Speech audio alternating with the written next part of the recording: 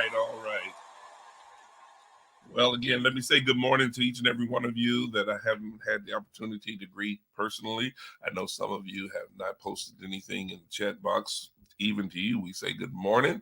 It's okay if you want to remain anonymous while you view our morning mocha discussion. We're just glad to have you join us this morning. And those of you that join us each and every morning and remain anonymous, again, to you, a very special good morning to you. And thank you once again for connecting with us. Just want to encourage you, if you don't mind, take the opportunity to invite someone else at this time to join us here on this platform. I know it's going to be a blessing to you. Hey, my brother, Pastor Carl Ford, good morning to you, sir. Uh, you want to know where I got these glasses? That's a secret. No. Internet shopping, to be honest with you. 100% honest with you. Internet shopping. Y'all know how it is nowadays. You can find what you want to find on the internet. But yeah, again, we're delighted that you've joined us this morning. I said to you all on yesterday, I think I mentioned it twice, as a matter of fact, that I'm still encouraging each and every one of you to make sure that you have your notifications turned on our YouTube channel, so that you might be notified when we're coming on. Some of you wait till late because you want to bypass the time of where we're playing a little music to allow people to get logged on. But as you can see, I cut the music a little shorter this morning, and I'm going to be doing that moving forward. And I'm going to be jumping right into what I want to talk about to you about each and every morning. This morning, I want to talk to you about gratitude and grudges. Gratitude and grudges. And the first question I want to ask you with regards to gratitude and grudges, and each one of you have to answer this question personally. I don't think there is a universal answer, but I do believe that it's an answer based on your personal convictions. With regards to gratitude and grudges, do they have expiration dates? That's something to think about. Does your gratitude and your grudges, do they have expiration dates? Now, it seems to be human nature for most of us to quickly forget or dismiss the good others do for us, while we seem to hold on to any and all offenses. We tend to hold on to offenses, seems like, forever. Now, if you can't say amen right there, just say ouch. If you know that you're guilty, that you're that person that you forget the things that are done for you somewhat quickly. You got a short memory when it comes to the things that people do for you. But when it comes to grudges, those grudges seem to hang around forever. I understand. I do understand that some wounds run deep. That is a reality. You know, some offenses leave what can be considered as open wounds. I will by no means try to deny that reality or that truth. That is very, very, very true. I would be denying my humanity if I were to say or try to claim that that was not the case. And as I stated on last night during the Bible study period, our spirituality does not cancel out our humanity. We are human. God knows we're human. God understands the frailties of our emotions and our sensitivities and all of that. But sometimes we can try to act like we're so spiritual that we forget ourselves that we are human. And some things that are done to us, they just hurt, plain and simple. And they remain as open wounds for a great deal of time. But the reality is, some wounds remain open because of the refusal of the injured person to do what is necessary to close up the wound. Mm-hmm. Can you believe that some people don't want to heal? Some people don't want to heal from their offenses, from their wounds. Why is that? Some people wear their wounds as a badge of honor. Some people use their wounds as conversational pieces. What do you mean by that, Dr. Cobbins? They like to bring up the hurts and pains of their past constantly. Some people love playing the role of the victim. Look what everybody's done to me. Look what everybody's doing to me. Why is that? Because it garners attention. It garners sympathy. And some people, because they can't get any attention any other way, they love to play the victim role, especially around people that they believe to be sensitive toward what other people are going through. And so instead of doing the things necessary to attempt to close up any open wounds, some people allow the wounds to remain open, and they play on these wounds, they play on their hurts, they play on their pains, they play on the sympathies of other people. And what they eventually wound up doing, they carry that thing around as a grudge, not as a hurt, not just as a pain, but as a grudge toward certain individuals. And you know, it's a shame that there are some people who claim to have been hurt by a multiplicity of people. Now, that ought to raise our antennas. If a person is always claiming that everybody around them is hurting them or it's done something to them, then that ought to raise a few antennas. You know, it ought to raise an antenna within yourself. If you feel like everybody is always doing something to you, maybe you need to take a look at yourself and kind of examine yourself and see whether or not if there's something that you may be doing that may be what am I trying to say, bouncing back on you, backfiring. That's the word that I want to use, that may be backfiring on us. You know, I try to examine myself quite a bit, try to make sure that I am not doing anything intentionally or unintentionally to offend people. I'm very, very sensitive toward that, even more sensitive than some people might ever know, because of the fact I really, really, really don't want to hurt people. But I've also been the person who has been hurt on many occasions. But even with being hurt on many occasions, the degree of my pain is going to only run as deep as I allow that pain to run. You know, when it comes to carrying grudges, when it comes to carrying offenses, the question that we ought to ask ourselves is, how long is long enough for us to carry offenses and grudges? How long? And I know it's not an easy question to answer. It really isn't. Let's be real. While I'm sharing with you this from the most truthful perspective as I can, I am not by any means going to deny the reality of your humanity and try to dismiss the fact that for some people, some things hurt deeply. The hurts run deep. The scars run deep. And it does take time to heal from some offenses. It does take time to heal from some wounds. Even in the natural, if you were to cut yourself, depending on how deep that cut is, you're not going to be able to just cut yourself and then all of a sudden look back down at the area that's been wounded and automatically it's going to be all closed up and healed instantaneously. It doesn't happen like that. It heals over time. It heals as the wound is being treated.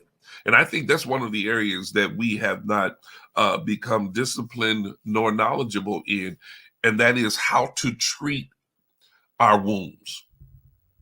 the wounds that even now other people inflict upon us. You know, I watch a lot of westerns. I do. Call me a nerd, call me old school, whatever. But I watch a lot of westerns. I watch Gunsmoke and Wagon Train and Have Gun Will Travel, and you know those kind of westerns and all of that. And a lot of times in those western shows, one or more people get hurt, wounded, or whatever. And there have been times I've been watching and a person gets wounded, and they either have to treat themselves by trying to dig the bullet out of the place where they've been shot themselves, or allow someone else to do it. But in the process of trying to get that bullet out, they have to endure more pain before they can start the process of healing, before they can get that thing wrapped up. But it is so important that they get attention to that wound as fast, as quickly as possible. Why? Because, and we all know this, they run the risk of bleeding out. They run the risk of the wound becoming infected or whatever. You know, when we really stop and think about it, the offenses that we take on in life, the things that occur to us, the thing that happens to us in life when we become offended by someone, or when an offense is perpetrated against us, it's so important that we do everything that we can to start treating that offense quick, fast, and in a hurry. See, here's what you got to understand. Just like on the westerns, that person that shot that individual, that injured the individual, 9 times out of 10, they don't hang around to see what the outcome is going to be, you know, unless they were in like a gunfight, you know, and they, gunfight in the middle of the street. Yeah, they want to know whether or not they defeated their enemy by killing them or whatever. But most of the time, if it's a random type gunfight or whatever, once they shoot their victim, the perpetrator, they jump on their horse and they ride out. You know, this doesn't just apply to Western. It applies to modern movies, action movies, and all of that kind of thing. Y'all know the drill. They're not going to hang around to make sure you're all right. They've done the damage and off they go. That's the way people are. People will offend you. People will do things to you, and off they go. And some of them, when they ride off, they're not thinking about you anymore. They really don't care about you anymore. You're left to deal with the pain and the offense that someone else has afflicted on you. And so right from the start, again, I would suggest to you that asking or answering the question of how long is long enough is not an easy question to answer. But the comeback question might be from the person who's been injured: when will the pain go away? Which is another difficult question to answer. When will the pain go away? And it varies from one case to the next. There's not a one-size-fit-all remedy when it comes to people being offended, hurt, wounded, scarred, whatever. There's not a one-size-fit-all remedy. Those things are done. The healing takes place on a case-by-case basis. You have to consider a person's mental and emotional fortitude. How strong are they? How weak are they? How sensitive are they? You know, all of these things matter. Sometimes we expect people to react exactly as we would to certain situations. And even when we think that we're so strong and we react the right way to certain situations, there might be someone else that comes along and look at how we handle things and say, you know what, you're kind of weak, or you're not very good at handling adversity. So again, I'm trying to help you to understand that I empathize with you. I sympathize with you.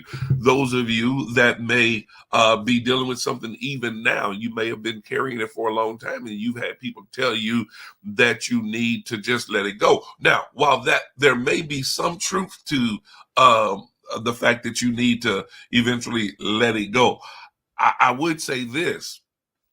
It's necessary to process it before you just let it go. Because if you don't process it before you just let it go, the reality is you're likely not going to just let it go. I think when there's an offense, when there's hurt, when there's pain, just like there is when there is death, there should be a grieving process. There's a period for you to grieve and process the situation. And people shouldn't just expect you to just ignore certain situations and act as though that they didn't occur, because you know that situation did occur, because you're living with that situation on a daily basis. It it's really a matter of what the person who has been injured truly desires. That's what it really boils down to. When you've been injured, when someone has offended you, when someone has hurt you, you have to determine what it is you really desire. The injured person is the one who ultimately controls the narrative. Again, I want to remind you, the person that has done the injuring has likely rolled off, forgotten about it, or they, at the least, they don't even care about it. And since you're left with all the pain, since you're left with the wound, since you're left with the offense, then it is up to you to control the narrative moving forward. I want you to think about this. You can only hurt as long as you allow the pain to linger. Now, I'm a person that I don't like pain. I don't like physical pain.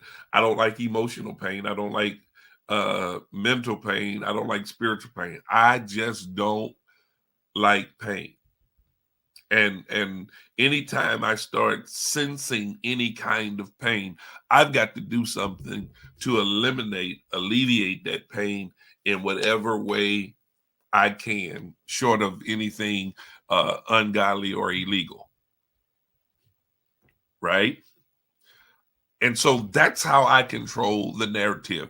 I start to treat whatever has injured me, and I start to treat it immediately. And there are various ways that I have to go about treating what has injured me immediately. I might have to talk about it. I might have to talk it out. I might have to yell it out. Oh, yeah. Oh, yeah. Again, now some of you all are going, I mean, come on, people. Listen, just because we've been born again doesn't mean that we don't have human reactions to things. And sometimes all you need is a good talk, a good scream, a good yell, a good cry, whatever it takes, short of anything ungodly or illegal. You need to just go ahead and do it instead of trying to hold it in and trying to pretend to be so very strong. I'm telling you, I've learned my lessons from that trying to appear to be strong thing, trying to make sure that I'm giving the right impression to certain people.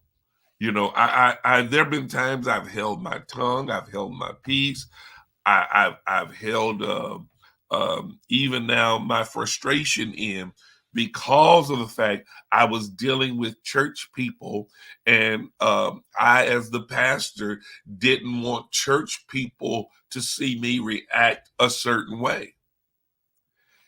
And don't you know that people have a way of taking advantage of that?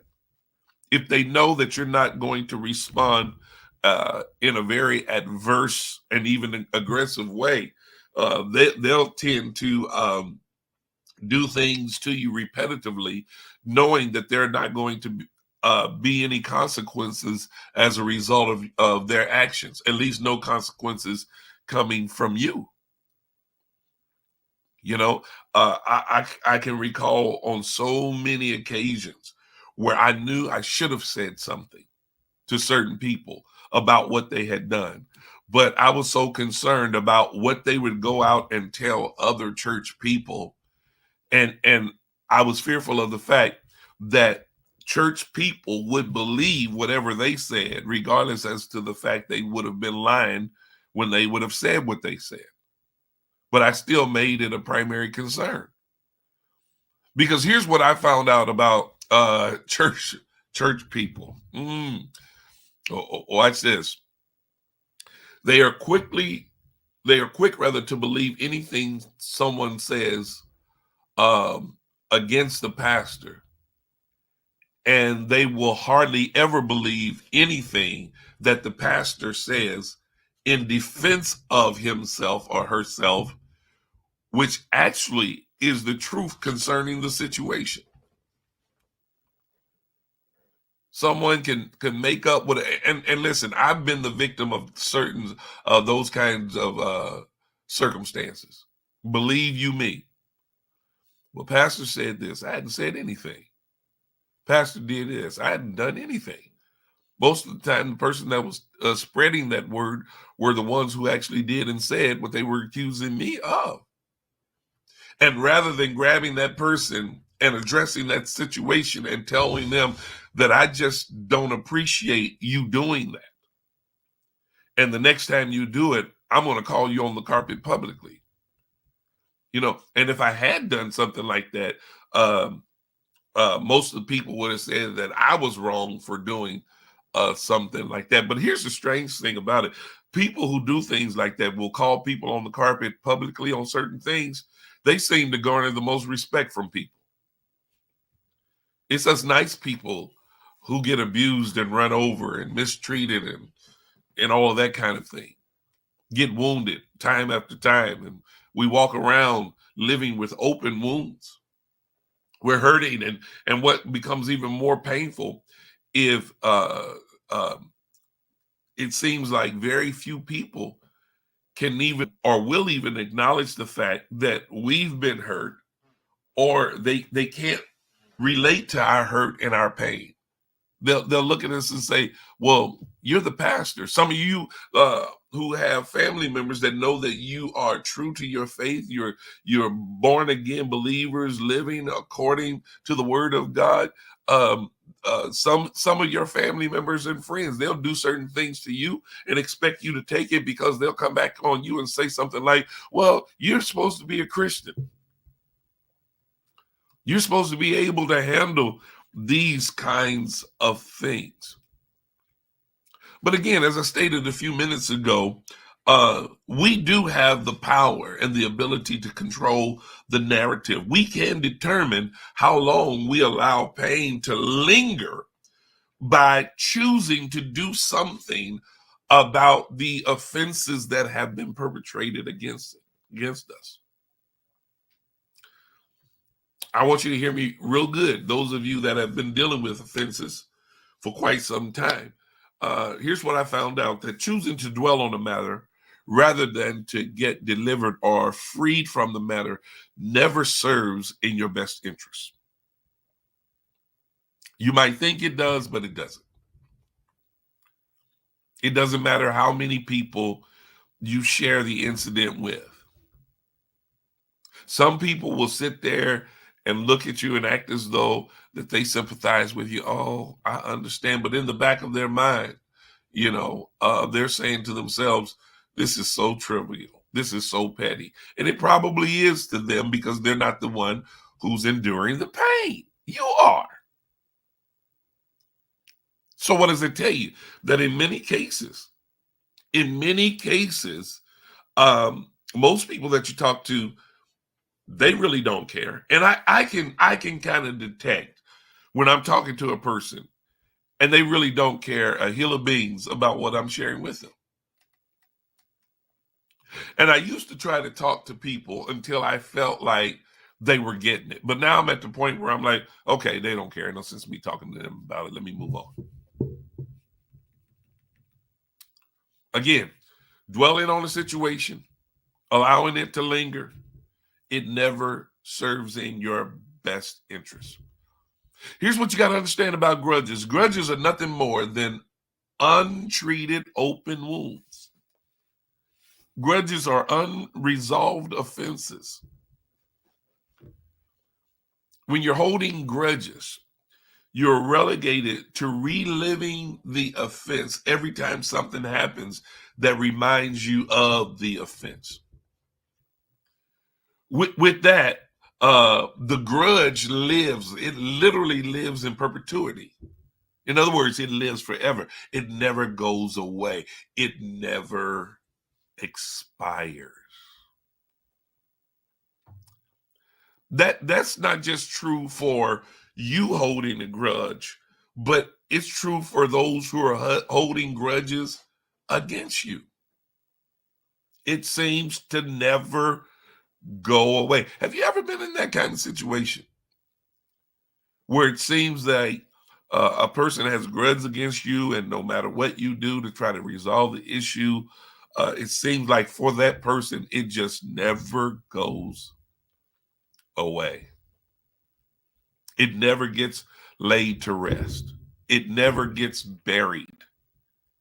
Not only should it get buried, but it should get buried so deep that it can never be dug back up and utilized ever again. But that's not always the case with some people. Some grudges never expire. There are some people that are supposed to be a part of my life right now today. I'm still trying to figure out what I've done to them and what's got them so in a frenzy and a tizzy against me that they've been holding these grudges literally for years. For years. Now, at some point, I have to release myself from it and say, well, you know what? I've made an effort to get this situation resolved. This person they don't want to resolve the situation. They'd rather carry this grudge as a badge of honor and as an open wound, thinking that so long as they have this grudge against me, then it somehow diminishes who I am, my reputation, how people perceive me. I finally come to the conclusion that that's not my concern. It's their concern. And I have to move on from it. You know, I've gotten to a point in my life where I refuse to allow trivial things to occupy my mind and space to the degree that it keeps me living in a constant stage of frustration.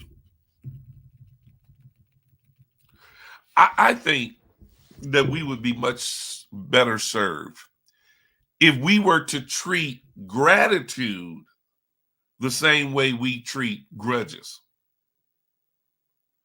And if we were to treat grudges the way we treat gratitude. I mean, think about this. What if we were to allow our gratitude for the good done to and for us linger as long as we allow the offenses to grip us? How soon we tend to forget the things that have been done for us. How quickly do we minimize the blessings that others have given us? When it comes to those things, our memory seems to be so short. Our appreciation is so short-lived. People are willing to express a sense of gratitude only but for so long. They're only going to be grateful for so long. Once the effect of the good deed is worn off, their sense of gratitude quickly expires. It goes away. Now, I know many of you can attest to this fact. People are quick to tell you that they don't owe you anything, regardless of the magnitude of the deed done on their behalf. Doesn't matter what you've done for them. The reality is you can literally still be paying on the debt you created on their behalf, and the ungrateful person will declare with boldness that they don't owe you a thing. Isn't that strange? Well, how long you want me to tell you thank you? How long do I have to show you appreciation? Well, why are you so quick to want to turn off your expression of appreciation? And when I'm talking about expression, I'm not just talking about saying the words thank you.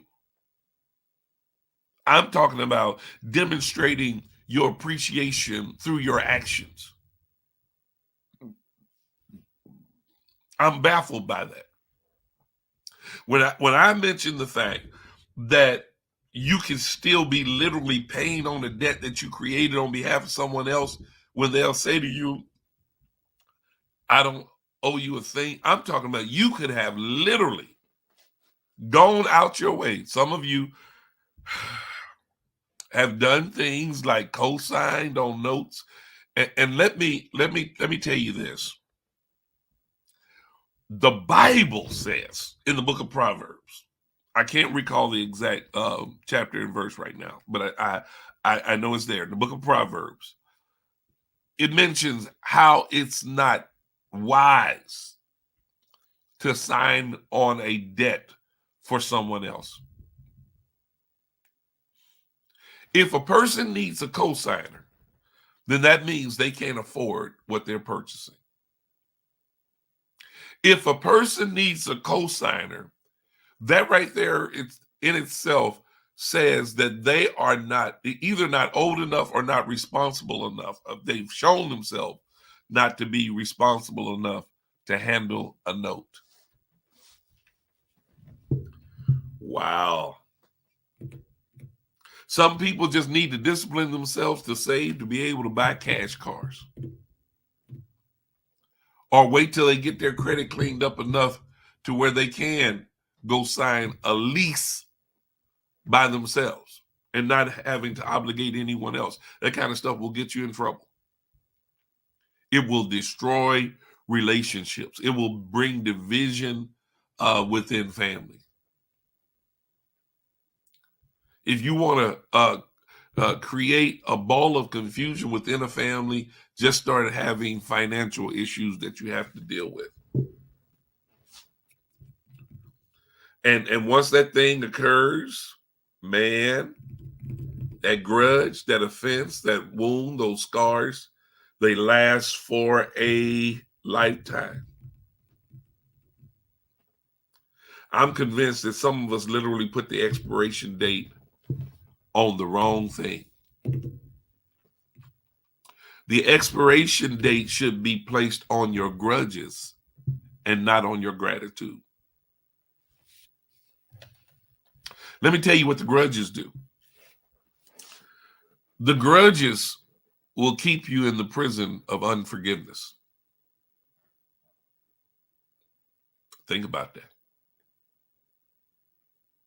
The grudges keep you from functioning at the maximum level of your potential. How so, Bishop? It's because you're constantly distracted by this issue that you're constantly carrying around in your heart. Holding the grudge shows a lack of growth and maturity.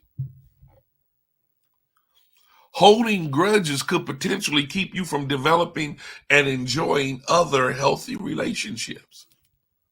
Well, how is that? It's because when you're holding grudges against other people, somewhere in the back of your mind, you become skeptical of the next person. You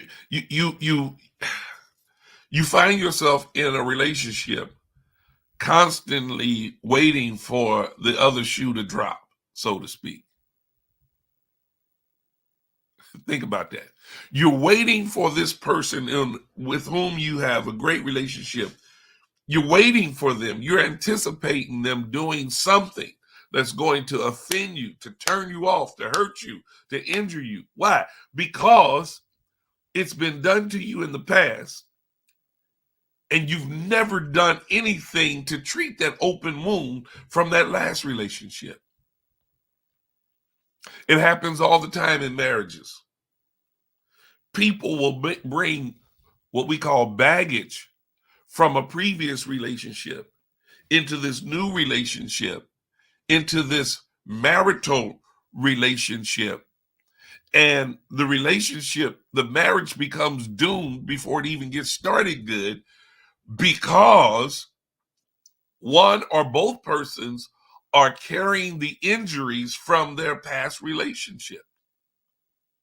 And these grudges that they're holding, even against their exes, are living on into perpetuity.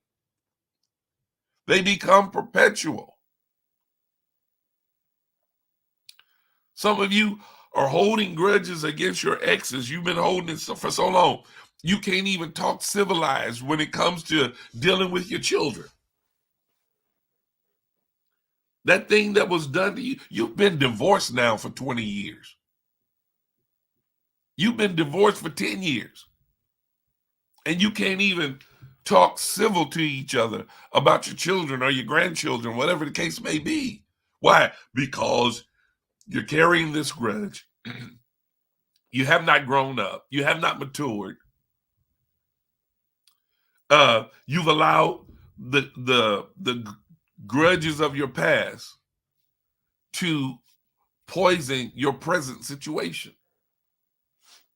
And it's a shame. You can't develop. You can't move forward. Put an expiration date on those grudges. Set a time where this needs to be dealt with and then discarded. Deal with it, then discard it. Deal with it, then discard it. Tell you a funny thing about expiration dates here in the Cobbins household. Now, when it comes to food, my wife doesn't play. If she sees that an item is a day beyond the expiration date, that item is going in the trash. Now, me, I'll look at it, I'm like, wait a minute, hold up now. That peanut butter is still good. It just expired last month. And I really, I'm convinced that it is good, and I will eat the peanut butter. I'm sorry, that's me. And then, you don't want to get the expiration date mixed up with the best buy date. It's best if consumed by this date or whatever. Okay, all right. But anyway, I'm being a little facetious with that. But the way that my wife handles expiration dates on food ought to be the way we handle expiration dates with regards to grudges. Some things are not worth keeping around. They've outlasted their youthfulness. Did I say that right? Usefulness. I think I might have said youthfulness. They've outlasted that too. They need to be discarded. Certain things you got to look at and say, listen, it's time for this to go. It's occupying space. Now, on the other hand, when it comes to gratitude, let it linger forever. Let the gratitude hang around forever. Why is that? Because your gratitude props the door open for greater. Yes, it does. Your gratitude leaves the door open for greater favor to be shown to you. Y'all know I'm always talking about my granddaughter Taylor and how I appreciate her spirit of gratitude. Myself and my wife, there's almost nothing we won't do for Taylor because she always shows such a spirit of gratitude. She never acts like she's entitled to anything. And as a matter of fact, there are even times, can you believe this? A 16-year-old would do this. There are even times that she tries to tell us, hey, y'all don't have to do this for me. You all do a lot for me already. And I know that there's things that you all want to do for yourselves. You all don't have to do. And I have to tell her, I said, Taylor, baby, if we want to do this, it's okay. We can afford it. It's all right. But it's her gratitude, her humility with receiving and accepting the things that we do for her appreciation for the things that we do for her, for the things that we have done for her. Sometimes we're sitting around talking when she comes to spend the weekend with us, and she'll bring up things that we did for her years ago. And when talking about it, she'll light up and beam up and laugh and giggle about those things as though we just did them yesterday. And it really makes my wife and I feel really good about doing things for her because of that spirit of gratitude. Gratitude will get you far in life. That spirit of gratitude. That spirit of gratitude, it leads to greater opportunities. When people know that you appreciate the things that are being done for you, they're just encouraged to do more. They don't feel like you're taking them for granted.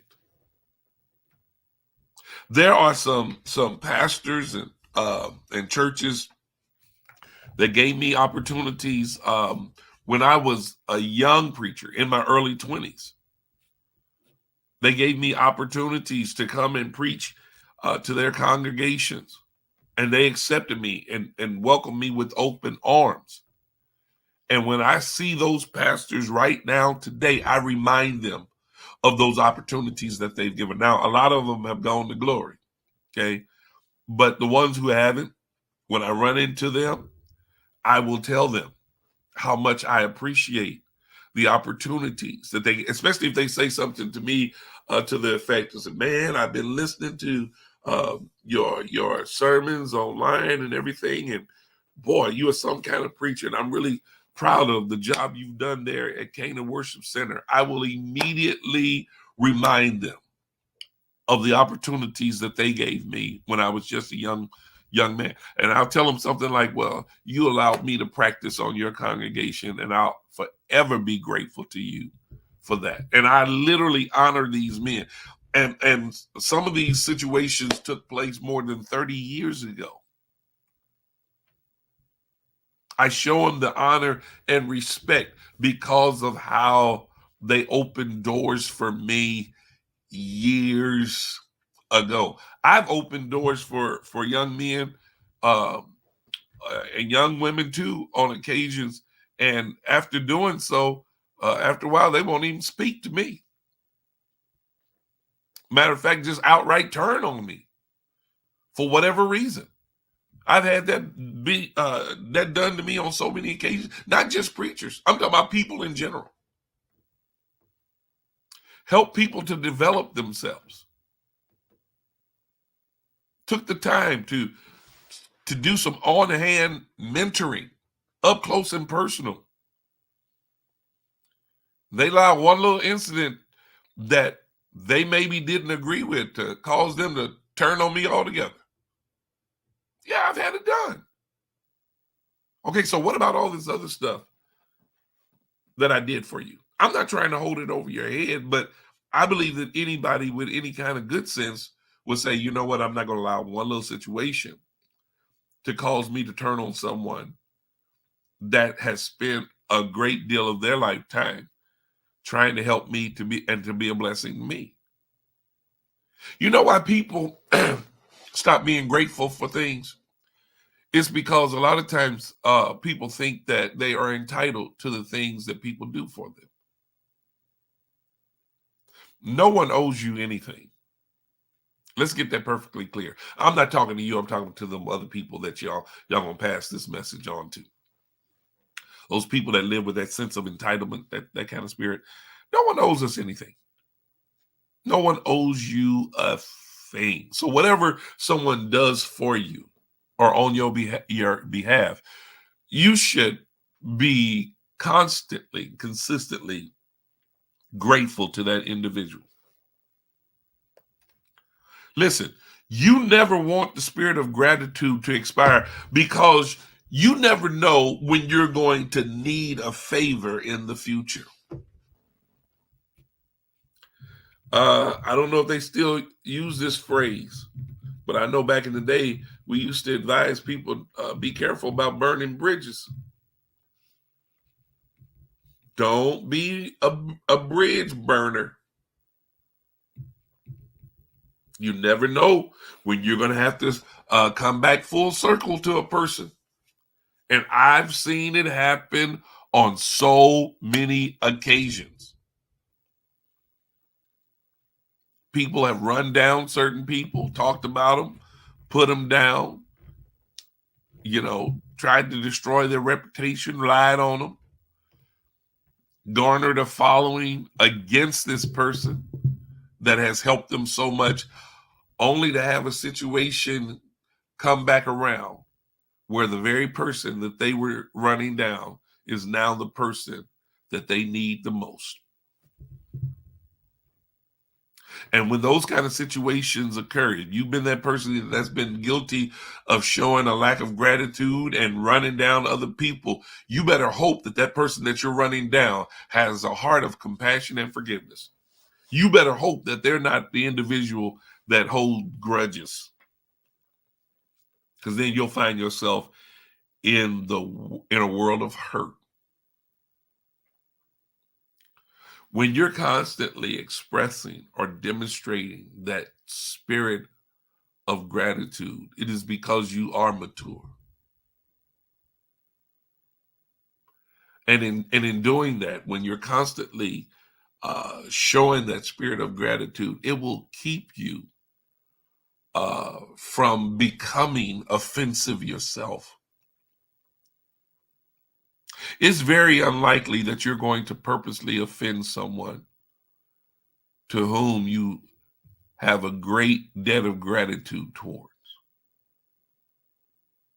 Now, some of you all don't like that phrase, a debt of gratitude. Well, again, I don't know anybody anything.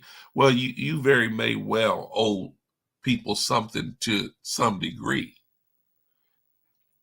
And that's not contradicting what I said earlier. If someone has done something for you or is constantly doing things for you, there is at least a debt of gratitude that you should show that individual continuously. And you shouldn't just do it out of a spirit of obligation. You should do it out of a spirit of sincerity, obliged to do it, happy to do it, excited to do it. Showing gratitude ought to come easy for you. I truly believe that the spirit of gratitude will help you to maintain your spirit of humility, help you to remain humble, loving, kind, compassionate, tender-hearted. So again, let me ask you, how is it with you? Does your gratitude or your grudges have the expiration date? That's something to think about. I mean, and if you really want to test the waters, sit down and make a list of the things that people have done to you that offended you, and put the name of the person on that. Say, so-and-so did XYZ to me. And when you say what they did to you, write down the date in which they did what they did to you. I know that'll be very difficult. Okay, not the exact date, just do the month and the year. Oh, that's hard too. Okay. Maybe you can't remember the exact month, but put the year down. I'm trying to make it easy on you. But the truth is, some of you, it's happened so long ago, you can't even remember the year, what year it was when it happened. Your memory about the situation is what's expired. The only thing that you can remember is that they did something to you. And some of you might even get tripped up if you were to be asked about it. Well, what did they do? Well, I can't remember exactly what it was, but they did something. And I can remember being upset about it. And they never said they were sorry. Have you ever said, I forgive them? And then go through that process of writing down the good things that people have done for you, those extraordinary things. Write it down. And then write the person's name down. Angie, you funny. She put in the year that King Uzziah died. Oh my gosh. Listen, you got to read your Bible in order to get that one. Oh my gosh, that is hilarious. In the year that King Uzziah. Whoa, my gosh. But I challenge you to go through that exercise. Go through that exercise and see what you come up with. Let your grudges expire and allow your gratitude to last into perpetuity. Allow it to last forever. All right. God bless y'all. That's all I have for you today. I hope you've been tremendously blessed. Now, listen, if you've really been tremendously blessed by what's been shared here today, pass it on to somebody else. Send the link to somebody else and say, hey, listen, you've got to listen to this. You've got to watch this one, especially if you know a person is, and you know they're holding grudges for whatever reason. Say, hey, you got to watch this. And just think about it. I'm not saying that everybody's going to agree with what I said here today, but at least I'm giving you something to think about. All right. Once again, God bless you. Thank you for joining us. Look forward to being back with you on tomorrow morning, same time on this same YouTube channel. As I often tell you, my desire is that you have a blessed, wonderful, and even prosperous rest of your day. God bless.